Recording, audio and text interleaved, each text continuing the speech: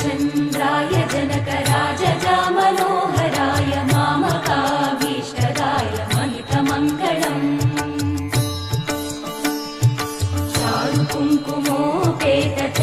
चारुकुङ्कुमोपेतचन्दनानुचर्चिताय हारकटकशोभिताय भूरिमङ्गलम्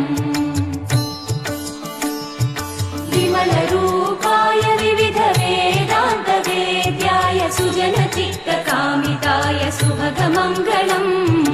Ramdas मृदुलहृदय तामरसनिवासाय Swami भद्रगिरिवराय